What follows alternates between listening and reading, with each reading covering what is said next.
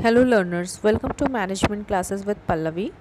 In this video I will cover my next part third of emerging modes of business organization. In this I will talk about outsourcing, BPO and KPO. तो first we will talk about what is outsourcing all about. तो outsourcing का first perspective अगर मैं बताऊँ तो इसको हम ऐसे समझेंगे कि आउटसोर्सिंग का मतलब है आउटसाइड द ऑर्गेनाइजेशन। ठीक है, नेक्स्ट इसका पर्सपेक्टिव के किस टर्म्स में आ रहा है कि आउटसोर्सिंग का मतलब है किसी दूसरी फर्म से या किसी दूसरी ऑर्गेनाइजेशन से हेल्प लेना। ठीक है, अब जैसे एक मैं एग्जांपल के थ्रू आपको बताती हूँ। फॉर एग्ज़ाम्पल ABC ऑर्गेनाइजेशन है, उसने आउटसोर्स करा है थर्ड पार्टी को, यानी कि दूसरी फर्म को जो कंसल्टेंसी है कि आप मेरे को जो है एम्प्लॉयज़ हायर करके देंगे। ठीक है, दूसरा एग्जांपल अगर मैं कहूँ तो एक स्मॉल कंपनी है, उसने क्या आउटसोर्स करा है कि उसकी जो भी अकाउंट्स में अकाउंट रिलेटेड एक्टिविटीज़ होंगी वो जो थर्ड अकाउंटिंग फर्म मतलब थर्ड जो पार्टी है या जो फॉर एग्ज़ाम्पल दूसरी अकाउंटिंग फर्म है, ठीक है, वो सब उसकी जितनी भी बुक कीपिंग ड्यूटीज़ है उसको चेक करते रहेंगी, उसको अपडेट करती रहेंगी। तो यहाँ पर क्या है, वो स्मॉल कंपनी ने क्या करा है, आउटसोर्स करी है book keeping duties to an accounting firm which is an third party.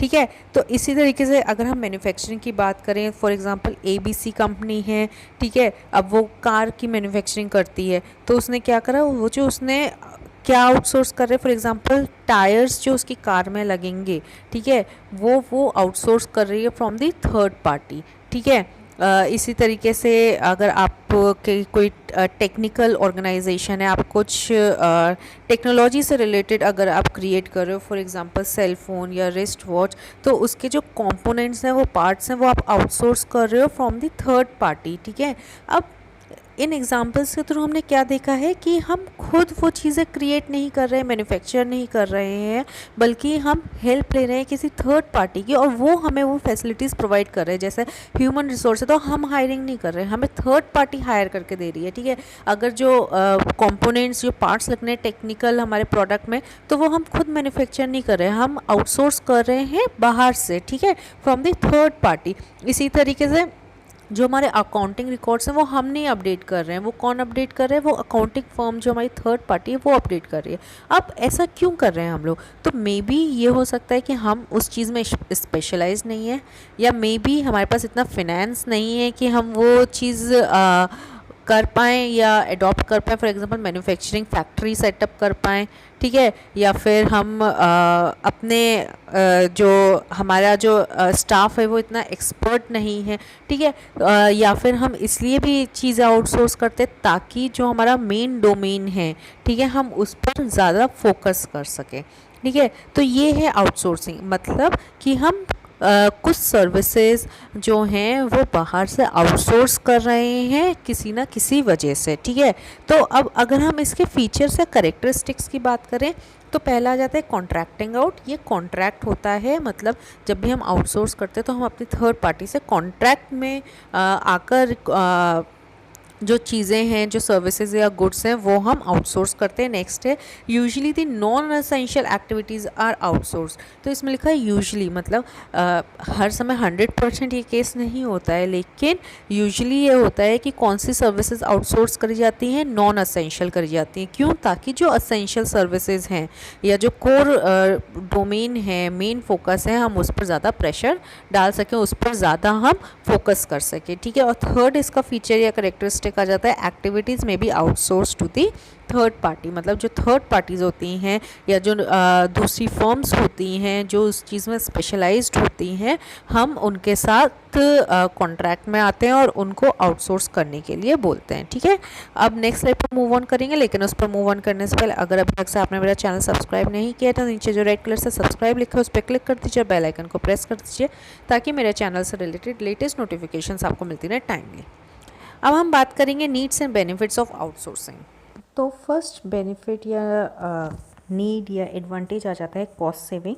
तो जैसे कि हम आउटसोर्सिंग में क्या करवाते हैं, हम जो नॉन असेंशियल सर्विसेज होती है यूजुअली हम उसको आउटसोर्स करवाते हैं। तो इससे क्या होता है कि हम एक तरीके से अपने जो ऑपरेशनल कॉस्ट है वो हम सेव कर रहे हैं कहीं ना कहीं। फॉर एग्जांपल अगर हम कंसल्टेंट्स को से आउटसोर्स करवाते हैं HR रिलेटेड एक्टिविटीज़ की, वो हमको हायर करके दें HR एम्प्लॉयज़, तो इसमें हम किस तरीके से अपनी अपनी कॉस्ट सेव कर रहे हैं। एक तो हमको HR एक्सपर्ट्स जो हैं उनको हायर नहीं करना पड़ा है, दूसरी हमारी इंटरव्यू जो कॉस्ट होती है, इंटरव्यूज़ में जो भी कॉस्ट इनकर होती है वो भी हमारी बच रही है। तो इस तरीके से we are saving our cost. Next है स्पेशलाइजेशन। जिन ऑर्गेनाइजेशन से या थर्ड पार्टी से हम आउटसोर्स करवाते हैं सर्विसेज या गुड्स की, तो वो उन चीज़ों में स्पेशलाइज्ड होते हैं। तो इस तरीके से आउटसोर्सिंग से जो है हमको highly specialized products and services मिलते हैं। नेक्स्ट है एक्सीलेंस। जब हम अपने कॉस्ट सेव करेंगे, ठीक है, और हाईली स्पेशलाइज्ड जो एक्सपर्ट्स हैं या जो गुड्स एंड सर्विसेज अगर हम वो आउटसोर्स करवाएंगे तो हम जो भी हमारा एक्सीलेंस का ऑब्जेक्टिव है वो हम इजीली अचीव कर पाएंगे। नेक्स्ट है focus on core activities. Generally क्या होता है आउटसोर्सिंग में हम नॉन एसेंशियल एक्टिविटीज़ को आउटसोर्स करवा लेते हैं बाहर से, और जो हमारी कोर एक्टिविटीज़ होती है जिसके लिए हमारा बिजनेस सेटअप होता है या जो हमारा बेसिक एम विजन होता है हम उस पर इजीली फोकस कर सकते हैं। नेक्स्ट है less labour problems. Labour problems कौन क्रिएट करता है, ह्यूमन रिसोर्स क्रिएट करते हैं, ठीक है। तो जब जो आउटसोर्सिंग एजेंसीज़ हैं अगर उनकी तरफ से कुछ भी प्रॉब्लम्स होती हैं तो उससे जो हमारी ऑर्गेनाइजेशन है उसको कुछ फ़र्क नहीं पड़ेगा। मतलब जो भी स्टाफ होगा आउटसोर्सिंग एजेंसीज़ का, अगर वो लेबर प्रॉब्लम क्रिएट कर रहा है तो वो मेरी फर्म की रिस्पॉन्सिबिलिटी नहीं होगी।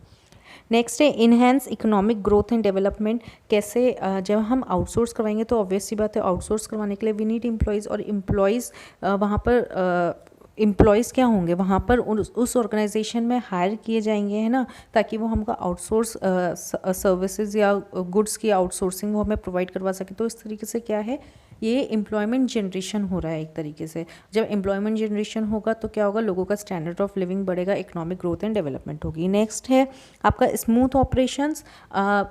लार्ज ऑर्गेनाइजेशन है या स्मॉल ऑर्गेनाइजेशन है, बहुत सारे ऑपरेशंस फॉर एग्जांपल एक ऑर्गेनाइजेशन कैरी नहीं कर पा रही है, तो अगर वो आउटसोर्स करवा लेती है अपने कुछ गुड्स या सर्विसेज तो वो इजीली स्मूथली अपनी बाकी के ऑपरेशंस जो हैं वो कैरी ऑन कर सकते हैं, ठीक है। तो ये थे needs and benefits of outsourcing. अगर अब हम बात कर लेते हैं लिमिटेशंस या कंसर्न्स क्या क्या हैं आउटसोर्सिंग की, तो पहला आ जाता है कॉन्फिडेंशियलिटी।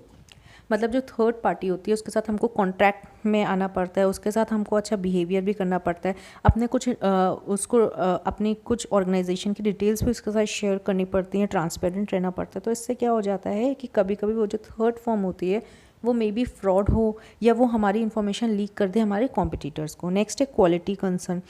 ज़रूरी नहीं है जो थर्ड पार्टी है जिससे हम आउटसोर्स करवा रहे हैं गुड्स या सर्विसेज की वो क्वालिटी स्टैंडर्ड्स मेंटेन कर ही चलती हो, ठीक है।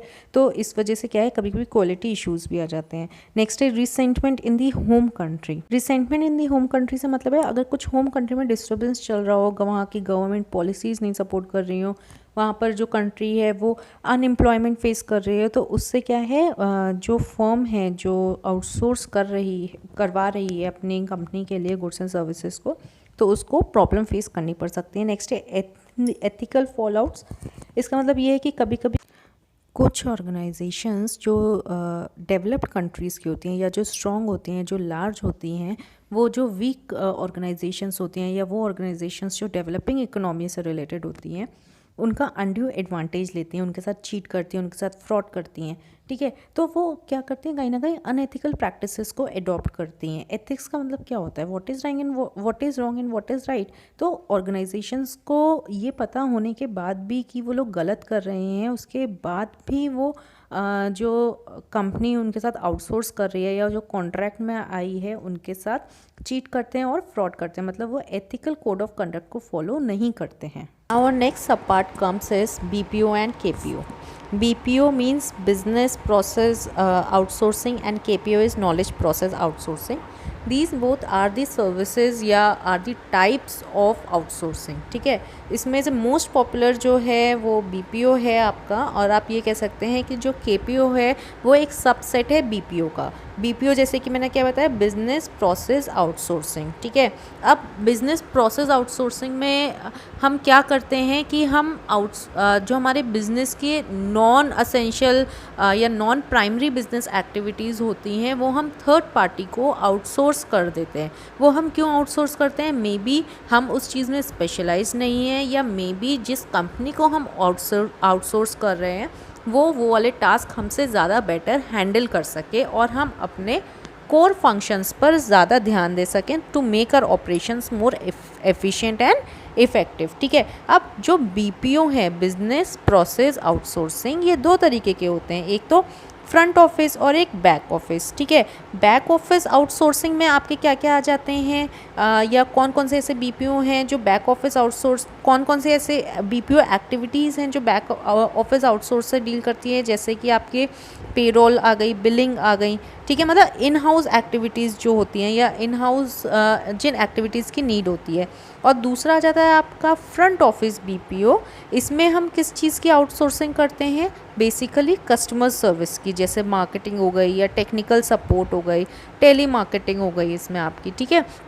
तो बीपीओ क्या है, बिजनेस प्रोसेस आउटसोर्सिंग, जहाँ पर जो हमारी नॉन प्राइमरी एक्टिविटीज़ होती हैं, जो हमारी इन हाउस भी हो सकती हैं और जो हमारी कस्टमर सर्विसेज से रिलेटेड भी हो सकती हैं, उनको हम आउटसोर्स करते हैं टू दी अनदर कंपनी, ठीक है। बीपीओ में आपने शायद लर्नर्स सुना भी होगा, कॉल सेंटर्स, ठीक है। तो वो क्या है, वो बीपीओज़ हैं। कॉल सेंटर क्या करते हैं, कस्टमर की क्वेरीज़ को तो हैंडल करते हैं, और वो कॉल सेंटर हमारे क्या है, फ्रंट ऑफिस बीपीओ हैं। क्यों, क्योंकि वो हमारे कस्टमर रिलेटेड क्वेरीज़ को हैंडल कर रहे हैं।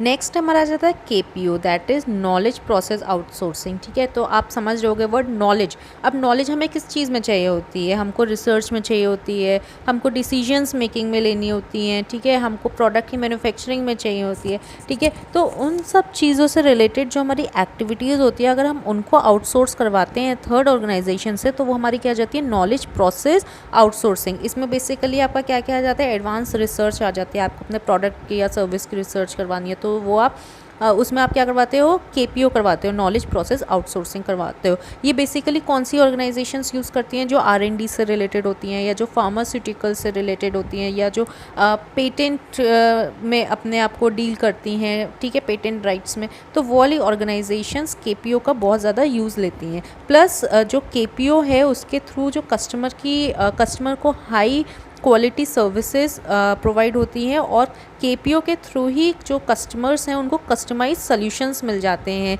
चाहे वो डिज़ाइन से रिलेटेड हों, चाहे वो उनकी किसी क्वेरी से रिलेटेड हों, ठीक है। और केपीओ के थ्रू जो ऑर्गेनाइजेशन है वो इजीली मार्केट में रिसर्च कर सकती है, कंपटीशन बीट कर सकती है, नए प्रोडक्ट्स एंड सर्विस का डेवलपमेंट कर सकती है, और अपनी जो ऑर्गेनाइजेशनल की इफ़ेक्टिवनेस है वो इन्हेंस कर सकती है, अपना एडमिनिस्ट्रेशन जो है वो और ज़्यादा इन्हेंस कर सकती है। तो knowledge process outsourcing is nothing but, इसमें क्या है, हम जो नॉन प्राइमरी एक्टिविटीज़ जो हम जैसे बीपीओ में आउटसोर्स करते हैं वो हम इसमें आउटसोर्स नहीं करते, बल्कि जिसमें डिसीजन से रिलेटेड या जो रिसर्च से रिलेटेड एक्टिविटीज़ होती हैं हम उसकी आउटसोर्सिंग करवाते हैं from the third party.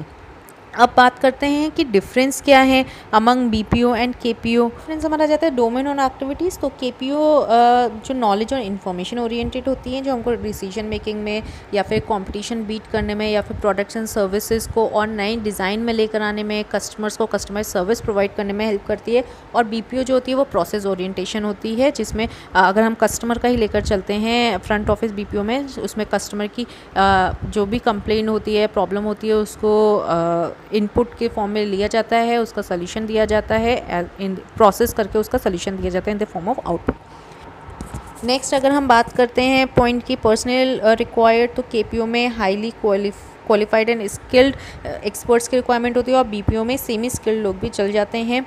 Next है एक्सपर्टीज़। तो केपीओ में analytical thinking and technical skills वाले लोगों की ज़रूरत होती है, क्योंकि इसमें बहुत ज़्यादा रिसर्च करनी पड़ती है, हाई लेवल पर स्टडीज़ करनी पड़ती हैं, और बीपीओ में स्टैंडर्डाइज प्रोसेस के एक्सपर्ट्स की रिक्वायरमेंट रहती है। नेक्स्ट है सैलरीज ड्रॉन। सिंस केपीओ में ज़्यादा आपको अपना माइंड यूज़ करना है, ज़्यादा हाई लेवल के एक्सपर्टाइज़ की आपको ज़रूरत पड़ती है, अच्छी पर्सनल की ज़रूरत पड़ती है, तो इसलिए इसमें जो सैलरीज़ होती हैं वो हायर होती हैं एज़ कम्पेयर टू बीपीओ, और बीपीओ में लो होती हैं एज़ कम्पेयर टू केपीओ। अब नेक्स्ट टॉपिक हमारा जाता है factors responsible for the growing importance of E business and outsourcing. क्यों ज़रूरत है आउटसोर्सिंग और ई बिज़नेस की आज के प्रेजेंट सिनेरियो में? एक तो देखिए पहला यही आ जाता है वेस्टर्न कल्चर हम बहुत ज़्यादा अडॉप्ट कर रहे हैं, तो इस वजह से जो बाहर की ऑर्गेनाइजेशंस हैं वो हमारी कंट्रीज़ में आना चाह रही हैं, इन्वेस्ट करना चाह रही हैं, और कस्टमर्स की वेस्टर्न कल्चर के की वजह से उनकी थिंकिंग, उनकी मेंटालिटी बहुत ज़्यादा चेंज हो रही है, ठीक है। तो इस वजह से हमको अडॉप्ट करनी पड़ी है। नेक्स्ट है बिज़नेस जो प्रोसेस है, मतलब जो एक साइकिल होती है ना, starting, then growth, maturity, declining, तो कोई भी डिक्लाइनिंग स्टेज पर नहीं जाना चाहता है, तो हर कोई अपने कॉम्पिटिटर्स को बीट करना चाहता है, अपने कस्टमर को सेटिस्फाई करना चाहता है, तो इसलिए भी इसकी ज़रूरत पड़ रही है। नेक्स्ट है इनोवेशन और टेक्नोलॉजिकल डेवलपमेंट की वजह से ई बिज़नेस और आउटसोर्सिंग की नीड हो रही है। फिर जो आज का कस्टमर है वो क्वालिटी प्रोडक्ट्स चाहते हैं एट दी लो कॉस्ट, और जो ऑर्गेनाइजेशंस हैं वो भी इकोनॉमीज़ ऑफ स्केल अचीव करना चाहती हैं, अपनी ऑपरेटिंग कॉस्ट कम करना चाहती हैं, तो इस वजह से भी ई बिज़नेस और आउटसोर्सिंग का बहुत ज़्यादा डिमांड है। और नेक्स्ट आ जाता है जो पोस्ट सेल सर्विसेज हैं उसको इफ़ेक्टिव बनाने के लिए भी ई बिज़नेस और आउटसोर्सिंग बहुत ज़्यादा हेल्पफुल है ऑर्गेनाइजेशंस के लिए। तो ये कुछ फैक्टर्स हैं जिसकी वजह से ई बिज़नेस और आउटसोर्सिंग की ग्रोथ हो रही है day by day in the present scenario. So that's all about today. अब इस चैप्टर के जो क्वेश्चन एंड आंसर्स हैं वो मैं अपनी नेक्स्ट वीडियो में दूंगी, और इसके जो बाकी के प्रीवियस सब पार्ट्स हैं उसका लिंक मैंने नीचे डिस्क्रिप्शन बॉक्स में मेंशन कर दिया है। आई होप आपको वीडियो समझ में आए तो प्लीज़ इसे लाइक करें, शेयर करें, कमेंट करें कोई भी query, and don't forget to subscribe my channel. Thank you so much.